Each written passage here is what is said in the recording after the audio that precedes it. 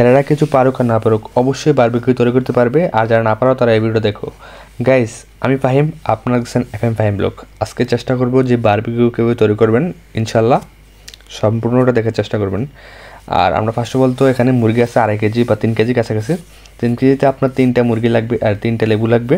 তো 3টা লেবু আপনারা সুন্দর করে রসটা বের করে নেবেন। তো আমরা অলরেডি বের করে নিছি। আর বারবিকিউ তৈরি করবেন, বারবিকিউ মশলা দেবেন না, তা হবে না। অবশ্যই বারবিকিউর মশলাটা কিনে আনবেন। আর অনেকে মনে করেন যে ঘরের যে মশলা এগুলো হয়ে যাবে, আসলে এটার বারবিকিউর ফ্লেভারটা পাবেন না।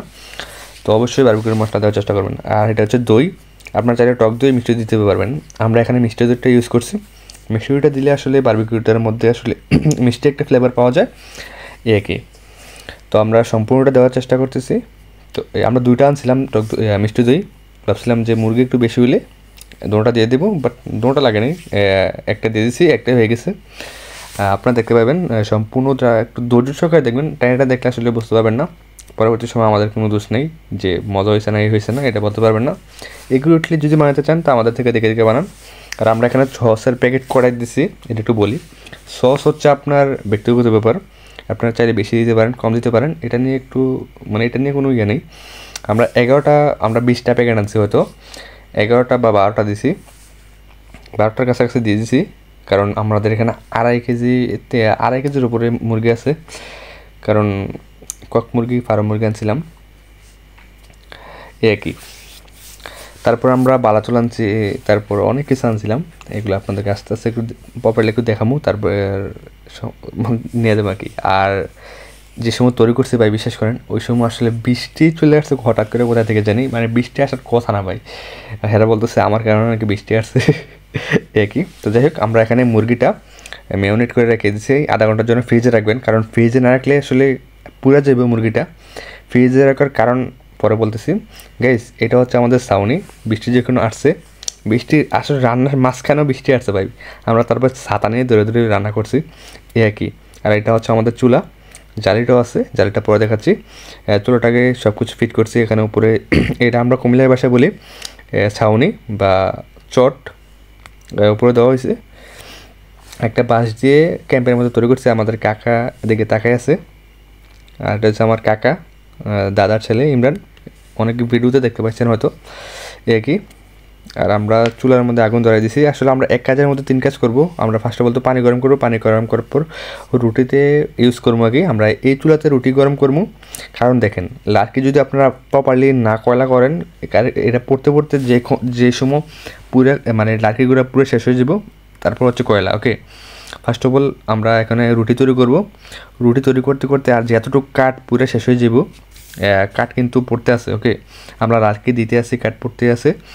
পোড়ার পর যদি আগুন থাকে, আগুনটা এতক্ষণ জ্বলতে দেন, ওকে। এই জিনিসটা একটু মাথায় রাখবেন।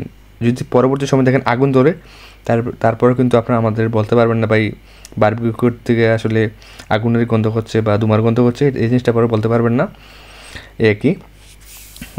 তারপর দেখেন কিছু কিছু আগুন আমাদের আছে, কারণ এটা হচ্ছে তেল দেওয়া, প্রথমে আগুন থাকবেই। যখন তেলটা বা বারবিকিউর মশলাটা পড়বে নিচে, এটা আসলে নিচে এটা পড়ার পর একটা ফ্লেভার তৈরি হবে। এই জিনিসটা ওইখানে দাঁড়িয়ে আপনি ফিল করতে পারবেন যে আসলে বারবিকিউর একটা ফ্লেভার উপরে আসতেছে, এই আর কি। আর যেই গ্রেভিটা বা যে মশলাটা থাকতেছে, এটা আপনারা কিন্তু পরে দিবেন আস্তে আস্তে আস্তে আস্তে, যে পুরো এগুলোতে দিবেন। ভিডিওর মাঝখানে হয়তো এগুলো আছে, মানে দেওয়ার চেষ্টা করছি, এই আর কি।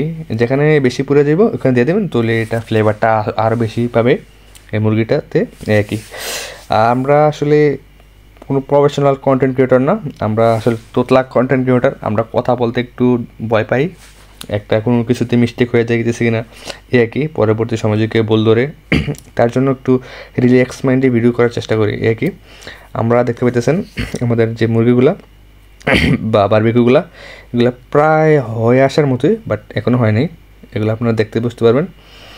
এগুলো যদি মানে খুঁয়ে পড়া যায়, মানে পড়ার মতো হয়ে যায়, তারপরে বুঝতে পারবেন যে এটা হয়ে আসতেছে, এই কি। দেখতে পাচ্ছেন আমাদের নিচের যে কয়লাটা কতটা লাল হয়ে আছে, এটা হচ্ছে অরিজিনাল কয়লা এটাকে বলে। এই ভিডিও ট্রাই করবেন করার জন্য আর কি, তারপর প্রপারলি হয়ে যাবে আপনার বারবিকিউটা, ওকে। বিষয়টা হচ্ছে এই যে একজন কিন্তু ছাতা নিয়ে দাঁড়িয়ে গেছে, এই জিনিসটা খেয়াল করছেন কিনা জানি না, এটা হয়তো ভিডিওতে দেওয়া নেই।